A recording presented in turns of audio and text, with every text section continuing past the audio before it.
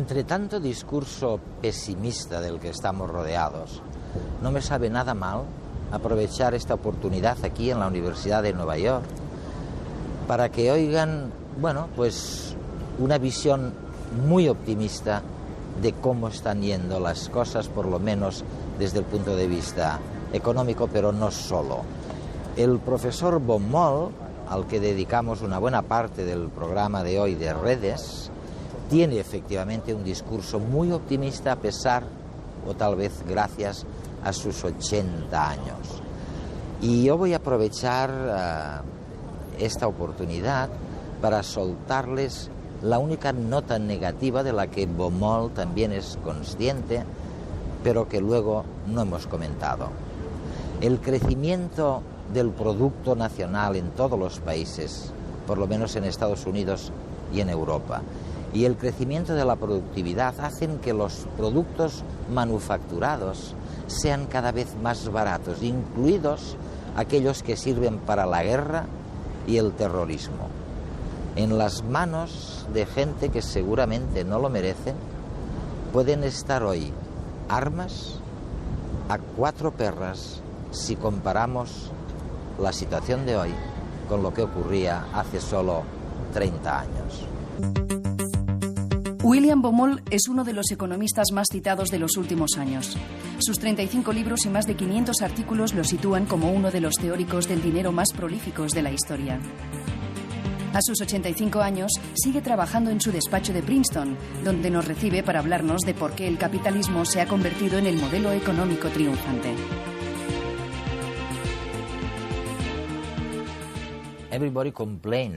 Todo el mundo se queja de la economía libre de mercado. Se le achacan, bueno, la culpa de todos los males del planeta. Pero tú dices lo contrario, que la economía de libre mercado funciona mucho mejor de lo que jamás habríamos pensado. La respuesta es que no soy un fanático del libre mercado, ni tampoco todo lo contrario. Ya lo sé. De hecho, en mi libro, siempre incluyo un extenso capítulo sobre aquellos aspectos en los que el libre mercado funciona muy mal. Este capítulo describe el monopolio, describe la contaminación, describe muchas cosas provocadas por el mercado que no fomentan el bienestar público. Lo único que, en mi opinión, el mercado ha hecho mejor que ningún otro sistema a lo largo de la historia es el crecimiento económico. Y en este sentido, no tiene precedentes, porque hay países que han creado una literatura sensacional, un arte sensacional, inventos sensacionales, pero ninguno ha instaurado los estándares de vida, de longevidad, de reducción de la pobreza que ha proporcionado el mercado. No a todos los países, desafortunadamente, pero sí a los países de Occidente. Hablaremos de los otros países. Pero tú dices que esta capacidad de crecimiento se debe al hecho de que la economía de libre mercado es la mejor máquina para innovar, una especie de mecanismo de innovación sin precedentes en la historia, y que es a través de esta innovación como se mantiene el crecimiento. Esto es lo que dices, ¿no? ¿A qué te refieres exactamente? Pues debería empezar explicando qué es una innovación. Sí. Porque suena a invento, pero es mucho más que eso. Comprende todo el proceso que va desde el nacimiento de un invento hasta su uso en el proceso de producción, en los nuevos productos que tú y yo y otros consumidores utilizamos. Todo este proceso es innovación.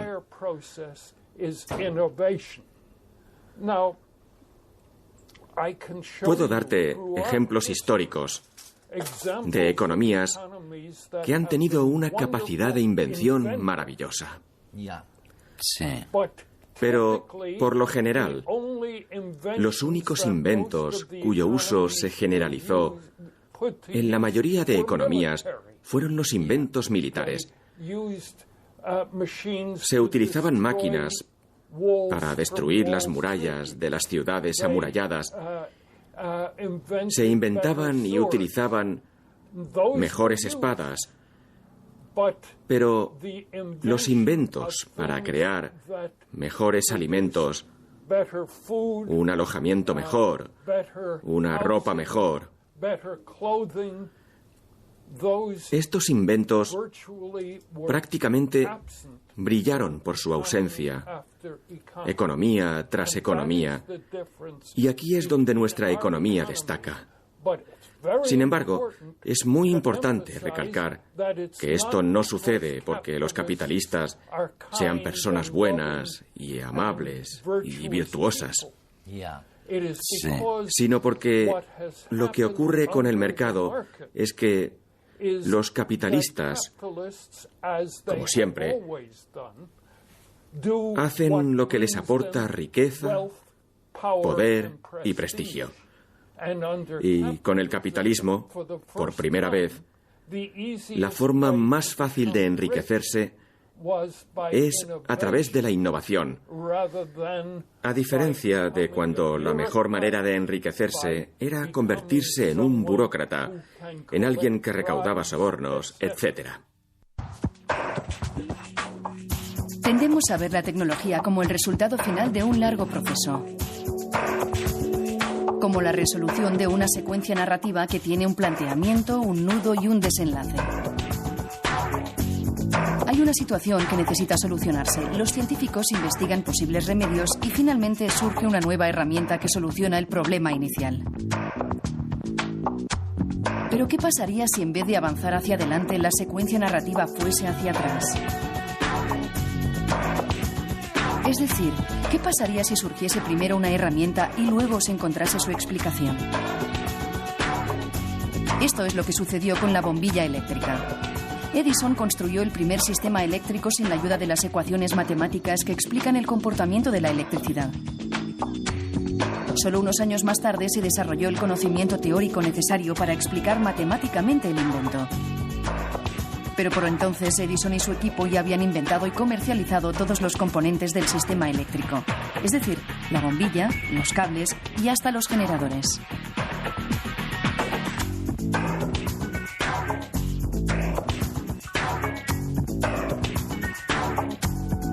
Otros inventos como el motor de explosión, el avión o el automóvil también siguen esta dinámica.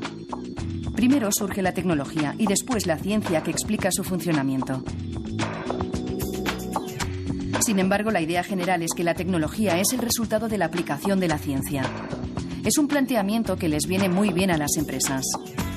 Desde los departamentos de investigación se crean historias de nuevos inventos magníficos que solucionarán todos nuestros problemas. Es la manera más eficiente para convencer a los inversores y a la opinión pública en general. Las empresas farmacéuticas también utilizan este procedimiento. Prometen encontrar la vacuna contra el cáncer y contra todas las enfermedades que nos acechan, y así consiguen el dinero para financiar sus estudios. ¿Pero se cumplirán algún día todas estas promesas? Muchos medicamentos se descubren fortuitamente al observar los efectos que provocan en la aplicación de otros tratamientos. El ejemplo paradigmático es el del Viagra. Este medicamento fue concebido inicialmente para tratar la hipertensión y la angina de pecho.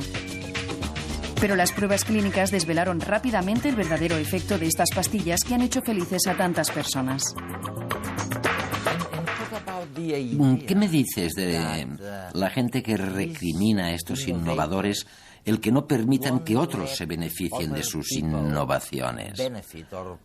A menudo se dice que los propietarios de la tecnología se niegan a que otros se beneficien de sus innovaciones. Los propietarios de esta tecnología nueva no permiten que los demás se beneficien. ¿Cómo lo ves eso? En realidad creo que no es totalmente cierto. De hecho, es sorprendentemente poco frecuente. Sí. De nuevo, no es porque los capitalistas sean buenos, sino porque proporcionan sus innovaciones a los demás a cambio de dinero. Un ejemplo. IBM, una de las empresas más grandes del mundo, permite el uso de todas y cada una de sus innovaciones a otras empresas, incluyendo todos sus competidores en todo el mundo. Y esto no es porque IBM sea un modelo de virtud, sino porque obtiene dinero a cambio, u obtiene los inventos de los demás a cambio.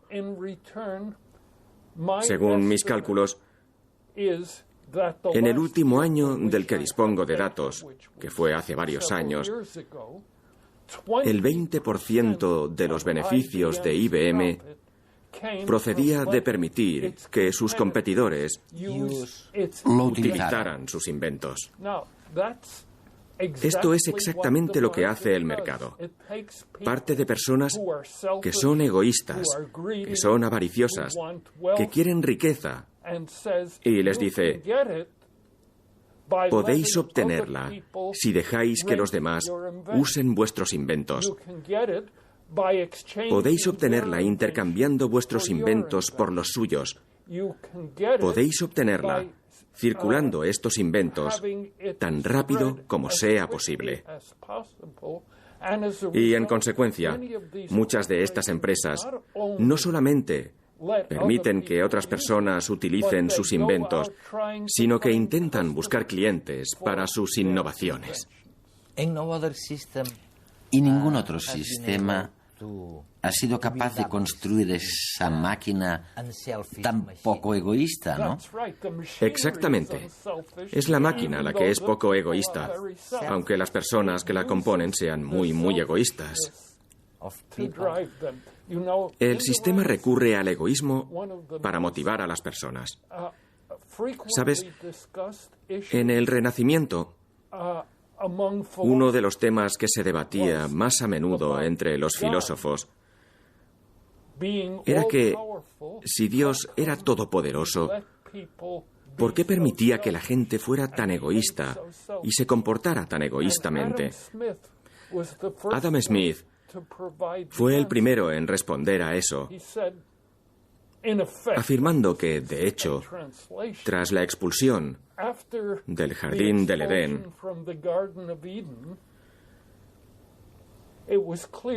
quedó patente que la humanidad ya no sería perfectamente virtuosa y que el egoísmo iba a ser una de las fuerzas impulsoras más poderosas. Por eso, Dios inventó el segundo mejor mecanismo para proporcionar incentivos que convirtieran el egoísmo en una virtud.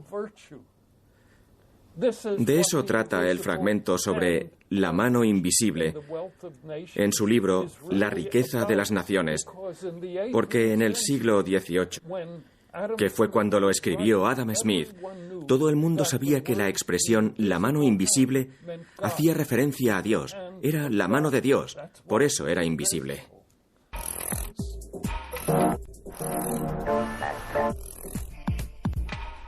Se dice que las nuevas tecnologías promueven el individualismo y el consumo masivo, pero hay algunos que piensan que pueden servir también para todo lo contrario. Pienso que la combinación del hazlo tú mismo con una buena dosis de reciclaje útil y mucha información ciudadana sería una buena fórmula para no gastar tanto dinero.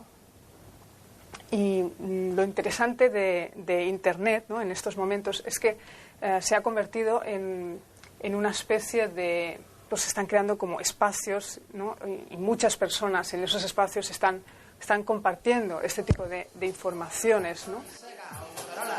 que se joda Fetsa, Ener o Iberdrola, las putas guerras, los narcos, Newton John y ella baila sola, la televisión, los bancos y sus intereses, yo pago mis facturas.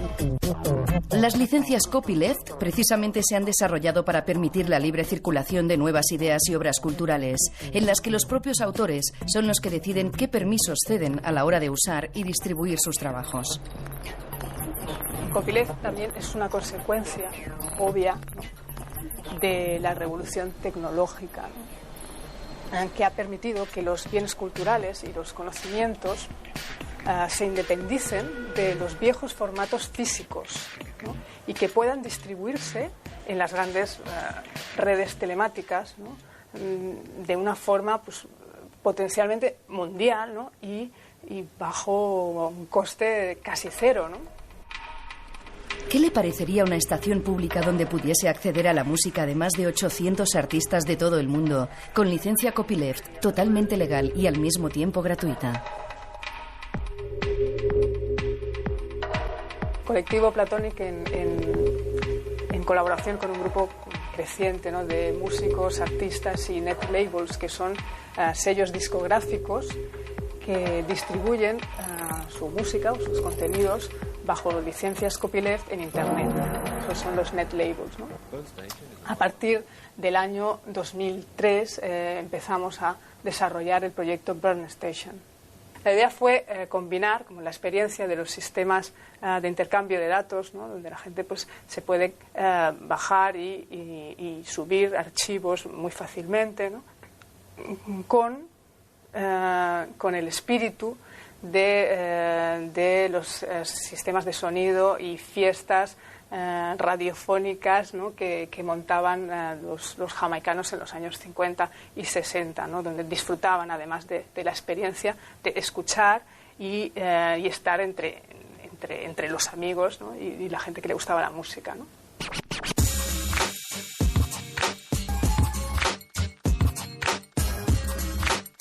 Actualmente contamos con aproximadamente unos 30 gigas, ¿no?, de archivos en formato OGG, que es un formato que es el formato no patentado equivalente al MP3.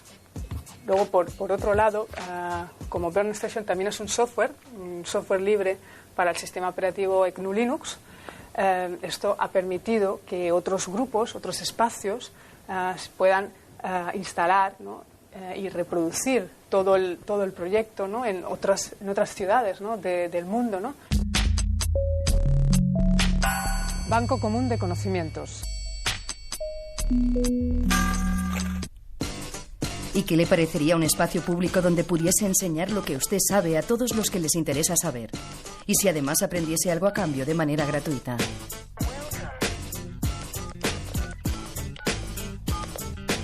Este es el caso, por ejemplo, del proyecto Banco Común de Conocimientos, una plataforma de producción colectiva, ¿no?, de contenidos copyleft, ¿no?, y de experiencias piloto en torno a la transmisión libre de conocimientos y la educación mutua, ¿no? Intentamos aplicar la filosofía del copyleft a la transmisión de conocimientos. La idea de esta cápsula es construir unos micrófonos que en el mercado cuestan más o menos 150 euros. Aquí los vamos a hacer con poco menos de 4 euros. Lo que yo les quería compartir con vosotras es un secreto o un remedio para el dolor de cabeza, que hace muchos años que yo veía que mi madre lo utilizaba, ¿no? Es una respiración profunda. El reto de Banco Común de Conocimiento es que se pueda reproducir, ¿no?, que pueda automantenerse, ¿no? Bueno, en todo caso os invitamos a que participéis de nuestros experimentos, ¿no?, en este caso del Banco Común de Conocimiento, que seguimos con él en Barcelona a partir de septiembre, y en marzo, en el 2008 de marzo, haremos las segundas jornadas de Banco Común de Conocimiento en el Centro de Cultura Contemporánea de Barcelona, ¿no? Y si queréis contactarnos, pues info@platonic.net y os responderemos de inmediato. Que no nos toquen las pelotas con las modas, con los anuncios de coche, Coca-Cola, veros, que se joda Telefónica. Si regresamos al tema no ya de las innovaciones, sino de los inventos, en todos los países existen leyes públicas para proteger a través de patentes los inventos o, como tú dices, las innovaciones. Me viene a la cabeza algo que mencionas en tus libros, la paradoja japonesa, porque el hecho es que en Japón, con menos protección pública a través de patentes, existe una mayor difusión del conocimiento que en nuestro caso, en Estados Unidos o en los países europeos. ¿Me lo podrías explicar eso? ¿Por qué ocurre? La respuesta radica parcialmente en las propias leyes de patentes, porque, como sugieres en tu pregunta, si yo invento algo y a ti te resulta fácil copiarlo, pero necesitas un año para descubrir cómo hacerlo, sé que perderé dinero si no te lo oculto, pero tú sabes que podrás ganar mucho más dinero si lo consigues inmediatamente en lugar de tener que esperar un año. De modo que la manera habitual de negociar este tipo de cosas es que yo te diga: te dejo que dispongas de la patente inmediatamente. Incluso formaré a tus trabajadores sobre cómo usarla, lo que constituye una práctica muy común, por cierto. Siempre y cuando, para cada producto que vendas, utilizando esta patente, me pagues el 5% de los ingresos. De esta manera, se consiguen ambas cosas. Por un lado, el incentivo para que una empresa italiana, pongamos, invente algo nuevo. Pero también un incentivo para que esta empresa italiana proporcione su invento con mucha rapidez a Rumanía, por ejemplo, porque divulgando su invento puede obtener el 5% de los ingresos. De modo que la empresa tiene incentivos para inventar, pero también incentivos para difundir sus inventos. ¿Y por qué los japoneses consiguen entonces una mayor difusión de conocimiento sin tanta protección? Sin proteger tanto el conocimiento. Bueno, más que falta de protección, preguntabas antes por el grado adecuado de protección. Sí. La respuesta es que algo intermedio es lo óptimo, porque se necesita cierta protección. Si no hubiera protección, la única manera de beneficiarse de un invento sería mantenerlo en secreto y no permitir que nadie tuviera acceso a él. Mientras que con la patente se convierte en una mercancía que se puede vender, porque yo puedo darte acceso a mi invento, pero tú solamente podrás usarlo si firmamos un contrato en virtud del cual pagues un precio que a ambos nos sea rentable. Esto es lo que sucede tanto en Estados Unidos como en Japón. Pero el caso japonés, hasta cierto punto, ha funcionado con más eficacia. Probablemente porque hay un sentimiento o una sensación general de mayor cooperación entre las industrias, porque se firman con más facilidad acuerdos de cooperación entre unos y otros. Ay, quién sabe. Yo no lo sé. Pero lo que sí sabemos es lo siguiente. Antes he mencionado a IBM. Pues resulta que IBM me dijo, y me permitió publicar, que tenían un contrato con todos sus principales competidores del mundo para todos los componentes informáticos más importantes.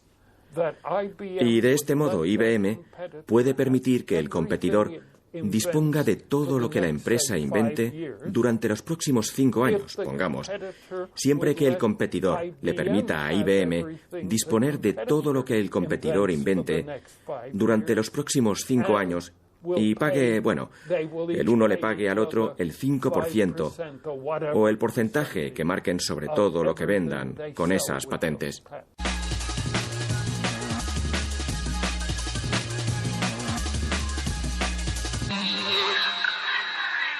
Sabemos que la quema de combustibles fósiles es una de las principales causas del cambio climático, pero no aprendemos. Según un informe del Proyecto Carbono Global, las emisiones de CO2 en el mundo, en vez de disminuir, han aumentado. La economía global sigue dependiendo, y mucho, del carbón. Durante la década de los 90, las emisiones de CO2 derivadas de la quema del carbón aumentaban un 1,1% cada año.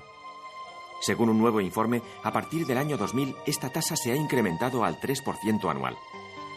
El estudio ha analizado las emisiones de los países desarrollados y en desarrollo. El aumento se debe, sobre todo, a la quema de carbón por parte de los países en desarrollo. Esta mayor combustión no está trayendo más riqueza. Al contrario, según los autores del estudio, el beneficio económico que obtenemos de cada tonelada está disminuyendo.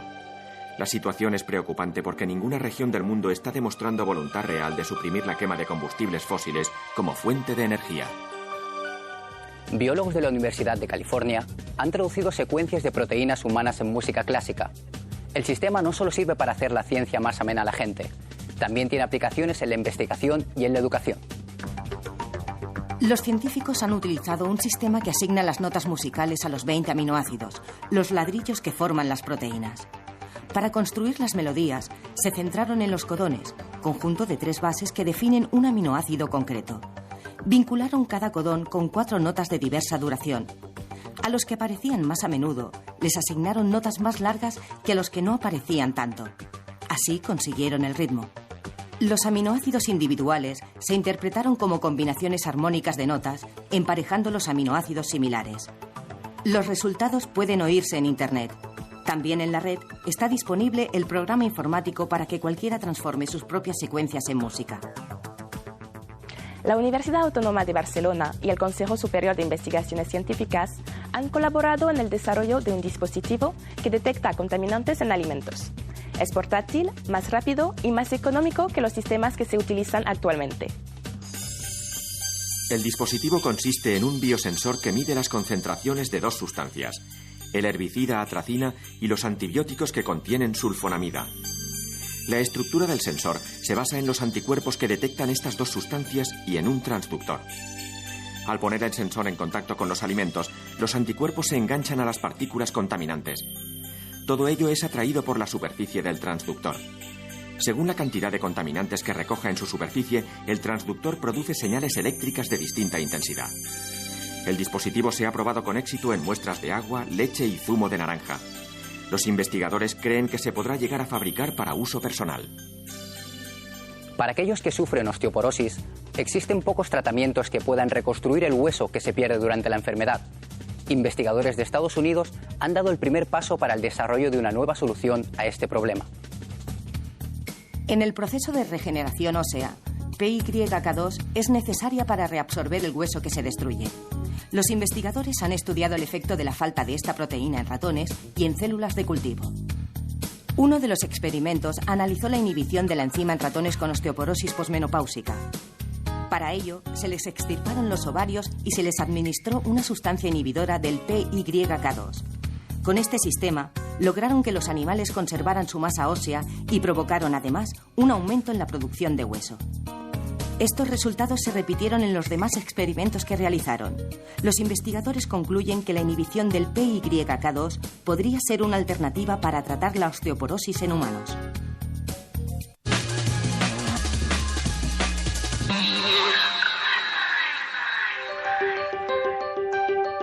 Chad y Steve son los fundadores de YouTube. En este vídeo están celebrando que su compañía ha sido adquirida por Google. Es normal que estén contentos. El precio de venta de su portal de vídeos se fijó en $1.650 millones. Con su unión, estos dos gigantes de la red han conseguido ponerse en el segundo lugar de los sitios más visitados en Estados Unidos, solo superado por Yahoo.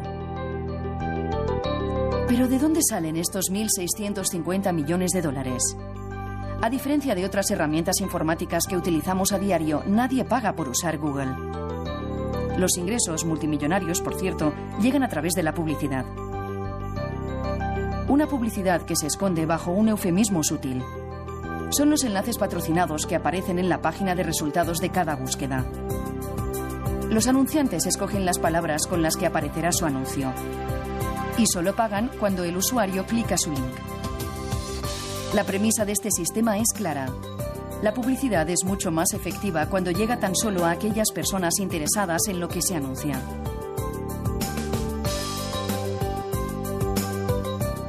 El origen de Google hay que buscarlo en la Universidad de Stanford.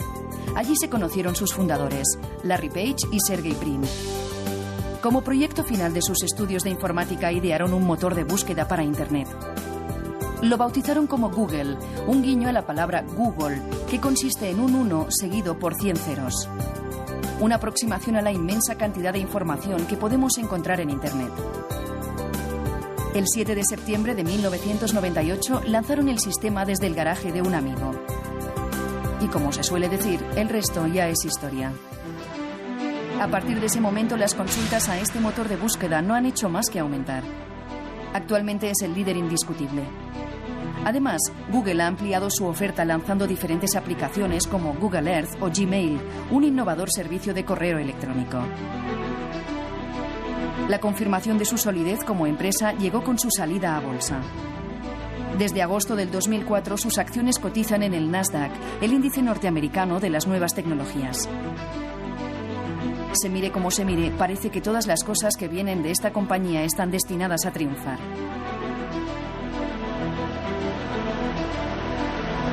Muchos atribuyen su éxito a la filosofía que hay detrás. Es famoso el ambiente informal de Googleplex, la sede de la compañía en Silicon Valley. Allí los empleados pueden romper con la rutina jugando a la consola o al billar. También pueden llevar a sus mascotas con ellos y tienen un servicio gratuito de peluquería y de masajes. Una de las características más sorprendentes es que cada empleado puede disponer del 20% de su horario laboral para desarrollar sus propios proyectos.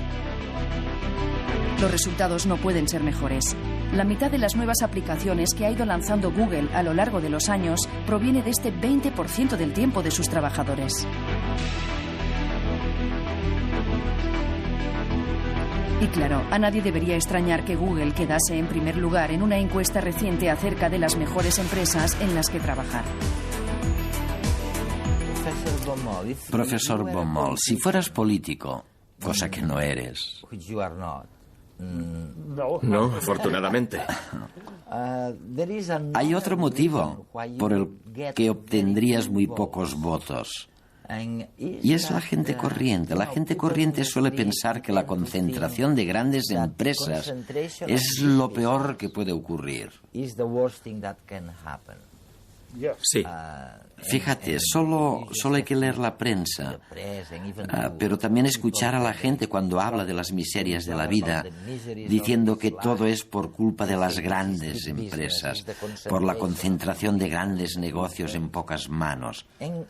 Pero fíjate, llegas tú y dices, ojo, que puede que todos se equivoquen en esto. ¿Por qué? Nuevamente, hay que encontrar el justo punto medio. No estoy postulando, como hacía Schumpeter, que el monopolio sea algo bueno. Sí. Lo que digo es que el oligopolio, que es algo más intermedio, es mejor en el proceso de innovación. Pero solamente hasta cierto punto. Y deberé explicarlo mejor. Porque incluso eso no es completamente cierto. Los oligopolios desempeñan un papel importante en el crecimiento económico. Pero a la vez los oligopolios engañan a la gente. A veces conllevan juego sucio. Hay que vigilarlos. Porque en oligopolios hay muchas personas inmorales, desagradables, en las que no hay que confiar ni por asomo. En Estados Unidos hemos presenciado muchos ejemplos de esto en los últimos años. De modo que no digo que los oligopolistas sean buenos ni virtuosos. Lo único que digo es que, al igual que sucede con el mercado, estas grandes empresas desempeñan un papel limitado en el proceso de crecimiento. Su papel es solamente parcial, porque son las empresas pequeñas las que han contribuido principalmente al conjunto de grandes inventos que han tenido lugar en la historia reciente. Una de las formas más elegantes de permitir a la sociedad aprovecharse de los descubrimientos científicos es la creación de empresas dentro del ámbito de la universidad o de los centros de investigación. Las empresas como la nuestra, como Horizon Genomics, realmente están en estos momentos cubriendo un papel fundamental en rellenar ese gap de poder intentar transformar la investigación que se está haciendo en las universidades en productos, en riqueza, en puestos de trabajo para la sociedad. Horizon ha apostado por las aplicaciones de la biotecnología a la salud. Horizon es una empresa que está en este momento enfocado en el desarrollo de herramientas diagnósticos, sobre todo en dos tipos de enfermedades. Uno son las enfermedades oncológicas y las otras son las enfermedades neurodegenerativas como el Parkinson y el Alzheimer. Y lo que buscamos son biomarcadores que son pequeñas o más grandes moléculas que están presentes y que suben o bajan de una manera muy notable su nivel cuando una persona padece una determinada enfermedad. Se las llama spin-off, empresas surgidas de una institución madre que las impulsa a nacer, las protege y las acoge durante los primeros pasos, los más difíciles en el mundo empresarial. Para que os hagáis una idea, nosotros iniciamos nuestras actividades recurriendo básicamente a la familia, a los amigos y a los conocidos, ¿no? Friends, Full and Family. Nosotros tenemos una expresión muy castiza, que es el sablazo. Y realmente Horizon empezó a funcionar con dos rondas de Friends, Full and Family, con dos grandes sablazos. Levantamos más de 250.000 euros de esta manera en gente que creyó en nosotros en aquel momento, cuando toda la empresa era simplemente unos papeles en blanco y con unas anotaciones. Y gracias a eso apalancamos pues una serie de préstamos blandos, el programa Neotec que lanzaba en aquel momento el CBETI, etcétera, y lanzamos un embrión de empresa, generamos unos primeros equipos y por fin conseguimos, digamos, convencer al capital riesgo de que éramos un proyecto de interés. Y en 7 años, Horizon ha conocido un formidable crecimiento. Horizon Genomics es desde el punto de vista una empresa muy sofisticada tecnológicamente. Tenemos en estos momentos 50 personas en plantilla. Esto no ha sido siempre así. Empezamos en una pollata que nos alquiló el CSIC de escasamente 15 metros cuadrados y éramos 2 personas.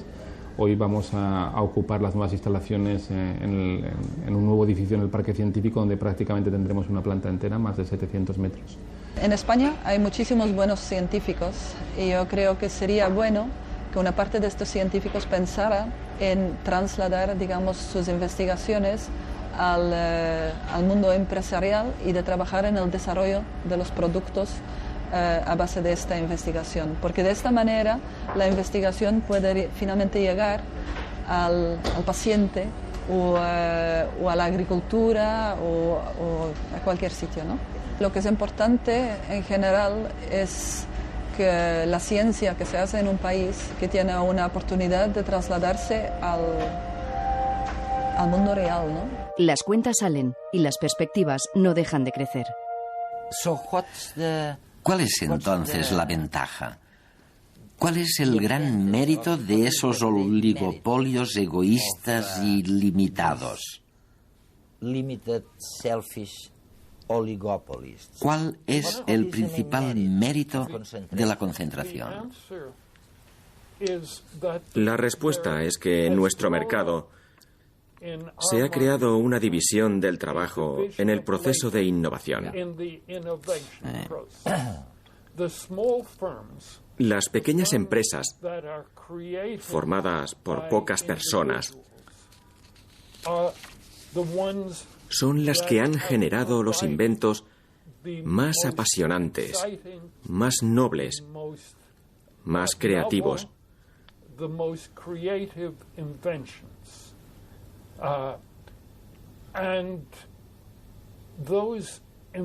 Y estos inventos no son casi nunca, con muy pocas excepciones, los productos de las empresas oligopolistas.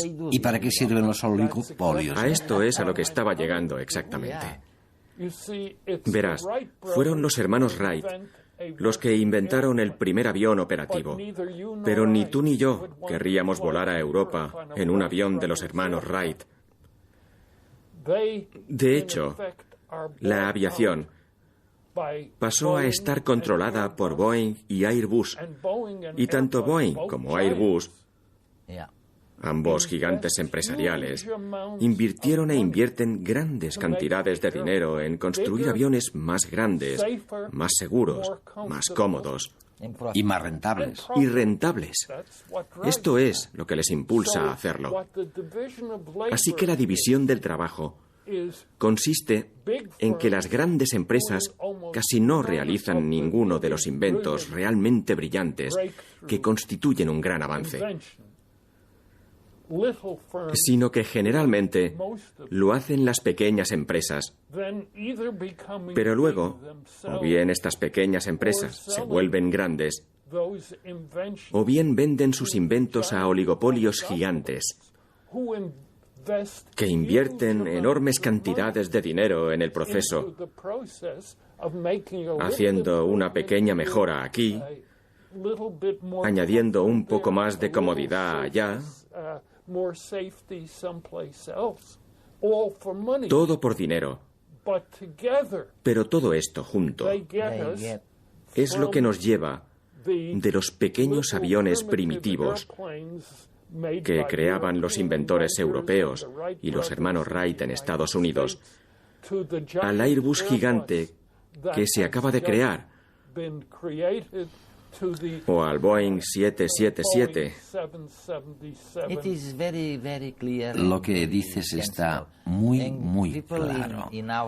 Y es sensato, y estoy seguro que entre nuestros telespectadores habrá alguno de estos pequeños inversores o pequeños inventores más bien, a los que no sorprendería y de hecho hasta se podrían beneficiar si llegara un gigante de pronto y comprara la pequeña empresa que han creado, el fabuloso invento.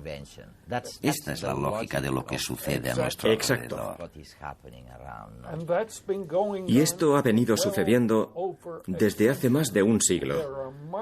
Hay mercados en los que las pequeñas empresas dicen claramente que están buscando un comprador para su estupendo invento. Exacto.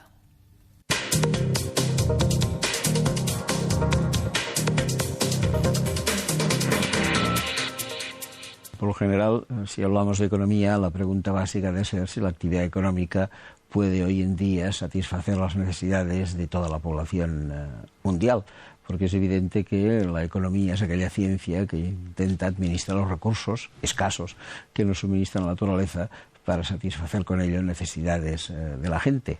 Hay quien opina que la población mundial ha llegado a un límite. Yo no soy de este parecer. Entiendo, de acuerdo con lo que ha dicho, por ejemplo, la FAO, la Organización Mundial de la Alimentación, que hasta 15.000 millones de personas podrían ser alimentadas con los recursos del planeta. Pero esto tiene evidentemente otra parte, que es que no pueden ser satisfechas estas necesidades al ritmo al que lo venimos haciendo los 1.200 millones de privilegiados que vivimos en el primer mundo. Arcadi Oliveras es una persona que piensa que la economía mundial podría ser de otra manera. Y podemos confiar en que sus opiniones están bien fundadas, ya que es profesor de Economía Aplicada y preside la ONG Justicia y Paz. Hay muchos rincones oscuros en el capitalismo global y hoy Arcadi nos mostrará algunos. Que era bueno y lógico elegir una palabra de importancia dentro del mundo económico, cuál es la palabra cooperativa.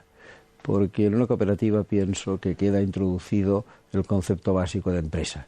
Una empresa, al fin y al cabo, es la conjunción entre aquel que aporta el capital y aquel que aporta el trabajo para transformar bienes que nos ofrece la naturaleza y obtener de esta manera algo que pueda ser útil para cubrir necesidades de los ciudadanos. Y en la cooperativa se une, pero prácticamente en una misma persona, el capital y el trabajo, lo cual podría hoy en día evitar muchísimos problemas. Por ejemplo, el problema de la deslocalización, en la que el capital se queda en un sitio, el trabajo acude a otro, o estas otras cuestiones escandalosas que vemos, como son las enormes diferencias salariales entre los que ocupan puestos importantes y puestos de niveles más bajos en las empresas, en casos patentes en que la multiplicación del salario puede ser de 100, de 200, de 700 veces el uno respecto del otro. En una cooperativa esto no puede existir, y pienso que si una parte de la empresa en el mundo fuera cooperativa, y afortunadamente una parte ya lo es, las cosas irían bastante mejor. He elegido Bamako, que es la capital de Mali, siendo Mali uno de los países del mundo con menor desarrollo humano. Tuve ocasión de estar allí en enero del año 2006, a raíz de la celebración del Foro Social Mundial, y la verdad es que si bien por un lado puede constatar la verdadera pobreza, incluso en ocasiones miseria, que sufre una parte importante de la población, lo que es evidente es que al mismo tiempo se veía una enorme esperanza vivida por el pueblo y vivida por las gentes. Te dabas cuenta que había grupos de campesinos con proyectos concretos de desarrollo agrario, que había una protesta, incluso una amargura por el mal recibimiento que desde Europa dábamos a sus poblaciones emigrantes, que había sin duda una voluntad de cambio. Por lo tanto, esta, digamos, bipolaridad que presentó Bamako me entusiasmó, evidentemente, y también me rebeló en buena medida, pero al propio tiempo vi que al lado de esta rebeldía era posible una esperanza, y a partir de ahí me quedó un recuerdo sustancial de Bamako. He elegido un salto de agua porque el agua es un bien magnífico para la humanidad, yo diría quizá el primer bien del que debemos disponer y del cual abusamos algunos y tienen precariedad otros. Naciones Unidas nos ha presentado en su último informe los datos según los cuales los norteamericanos consumen 550 litros de agua por persona y día, los europeos un promedio de 350 y los africanos del África Negra entre 8 y 10 litros de agua por persona y día, lo cual demuestra un poco las enormes diferencias del planeta. Este es un primer símbolo. Y el segundo símbolo es el mal aprovechamiento que en los países del norte hacemos de esta agua, y además algo todavía mucho más peligroso, que el agua ha de ser por naturaleza, por principio, un bien público, y empieza a haber grandes empresas dedicadas especialmente a las bebidas que intentan ya privatizar, incluso adquiriendo fuentes directas de agua. Si a esto le añadimos el hecho de que, por ejemplo, en el Pirineo se construyen enorme cantidad de casas para gente que las ocupará, según dice el periódico, 19 noches al año de promedio, estamos evidentemente desaprovechando un recurso básico. Bien, me ha gustado traer este periódico, Le Monde. El periódico Le Monde es un diario que en 1967 publicó una entrevista con el que entonces era abad de Montserrat, Aureli María Escarré, en la cual este señor declaraba que aunque el general Franco a sí mismo se consideraba un buen católico, de católico en realidad no tenía nada por el tipo de gobierno que estaba ejerciendo en España. Esto significó que el gobierno franquista pidiera al Vaticano la expulsión de España del abad Escarré, que tuvo que marcharse a Milán y falleció al cabo de un año. Posteriormente, muy poco antes de morir, todavía moribundo, regresó a Barcelona y su entierro en el barrio de Sarriá representó uno de los momentos que yo recuerdo mal de fuerte represión franquista. Desde entonces lo he leído con asiduidad y me ha dado siempre una información muy precisa. Suele hacer unas biografías de aquellos que suben al poder político, económico, de alguna que otra manera, realiza periodismo de investigación y para mí ha sido un constante aprendizaje, ha sido una magnífica lección de política y de economía que he intentado seguir, como digo, desde hace más de 30 años. El libro que me ha parecido oportuno traer aquí es el informe sobre el desarrollo humano, en este caso el del año 2006. El informe es doblemente interesante porque, por un lado, nos presenta la situación de los distintos países del mundo, su realidad económica, su realidad social, los grandes datos sobre renta, los grandes datos sobre deuda externa, los grandes datos sobre comercio exterior, también sobre gasto militar, sobre gasto en educación, pero al mismo tiempo también hace algo bien interesante y que se ha puesto de moda en los 17 años que creo que lleva publicándose el informe, que es que establece un ranking de los países del mundo no en función de la renta per cápita, que es aquello que estamos más acostumbrados a ver, sino en función de lo que ellos han llamado, y hoy ya se ha convertido en algo bien popular, como el índice de desarrollo humano. Un índice en el que entra no solo la renta, entra el nivel educativo, entra el nivel de salud y están perfeccionándolo en este momento hasta el punto que además en los próximos años entrará también el umbral de la pobreza, entrará también la condición de la mujer y entrará también la situación medioambiental.